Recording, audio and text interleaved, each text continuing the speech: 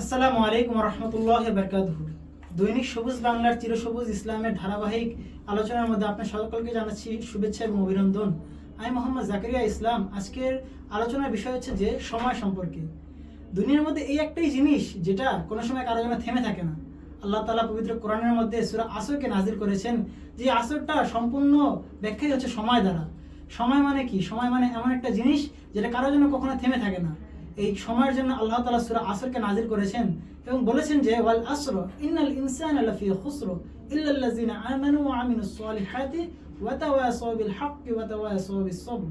অর্থ, সময়ের কসম, সমস্ত মুসলমান, সমস্ত ব্যক্তি, সমস্ত মানুষই ক্ষতিগ্রস্তের মধ্যে রয়েছে, কিন্তু তারা ব্যতীত যারা ঈমান এনেছে এবং সৎকর্মশীল হয়েছে, তারা ধৈর্য ধরেছে এবং সবরের উপর এরকমভাবে অটল রয়েছে যে তারা এরকমভাবে সময়ের উপর এরকমভাবে তারা ঠিকমতো যাতে ব্যবহার করতে পারতেছে। অবশ্যই সময় অত্যন্ত গুরুত্বপূর্ণ একটা বিষয়। মানব জীবনে কখনো সময় থেমে থাকে না। আপনি যদি আজকে মারাও যান, আপনার জন্য দুনিয়া থেমে থাকবে না, আপনার জন্য দুনিয়া চলতেই থাকবে। তাই এরকমভাবে ইংলিশে বলা হয় যে time and tide wait for none. সময় এবং স্রোত কারোর জন্য অপেক্ষা করে না। আপনি প্রবাহমান নদী দেখেন অথবা কোনো ঘড়ি দেখেন, দুটোটাই কিন্তু চলতেছে, কেউ কারোর জন্য অপেক্ষা করে না। তাই আজ যদি আপনি কোনো দুর্ঘটনায় এরকমভাবে যদি আপতিত হয়ে যান, যদি কোনো দুর্ঘটনার কারণে আপনার মৃত্যু হয়ে যায়, আপনার পরিবারের পরিজন একদিন, 2 দিন বা 3 দিন সময় থাকার পরে তারপরে তারা ভুলে যাবে, আর দুনিয়া তো দুনিয়ার মধ্যে চলতেই থাকবে। এই সময়ের গুরুত্ব এবং ফজিলত অত্যন্ত বেশি। 1 সেকেন্ডের কারণে একটা দুর্ঘটনা ঘটতে পারে, 1 মিনিটের কারণে একটা জীবন চলে যেতে পারে। আর এরকমভাবে যদি সময় আমরা অপচয় করি, এই সময়টা সম্পর্কে আল্লাহ তাআলা আমাদেরকে কিয়ামতের হাশরের ময়দানে জিজ্ঞাসা করা হবে।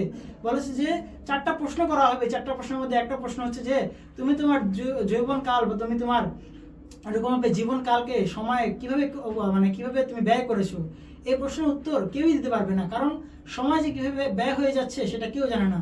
হোক সেটা মোবাইল দেখার মাধ্যমে, হোক সেটা খেলাধুলা করার মাধ্যমে, সময় এক না একভাবে কেটেই যাচ্ছে।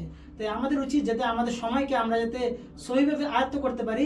আল্লাহ তাআলার কাছে বেশি বেশি দোয়া করবো যে আল্লাহ তাআলা আপনি আমাকে মিতব্যয়ী বানান, আপনি আমাকে সময়ভাবে সহিভাবে অপচয়কারী বানান না। যে অপচয়কারী বানালে আপনি রাজি, যে অপচয়কারী বানালে আপনি নারাজ হন, সেরকমভাবে অপচয়কারী আমাকে বানিয়েন না। আপনি আমাকে সহিভাবে সময়ের জন্য যেভাবে আমি প্রস্তুতি নিতে পারি, যেভাবে আমি আমার সময়কে সহিভাবে ব্যয় করতে পারি, যার জন্য আল্লাহ তাআলা আপনি আমাকে জবাব দিতে করেন, এমনভাবে আমাকে সময়কে ব্যয় করার তৌফিক দান করুন। আল্লাহ তাআলা যাতে সমস্ত উম্মতি মুহাম্মাদিকে সহিভাবে সময়ের উপর এরকমভাবে আয়ত্ত করে সময়কে সহিভাবে ব্যয় করতে পারে, সেজন্য আমরা সকলের জন্য দোয়া করব যাতে আল্লাহ তাআলা আমাদেরকে সহিভাবে সময় ব্যয় করার তৌফিক দান করুন। আমিন।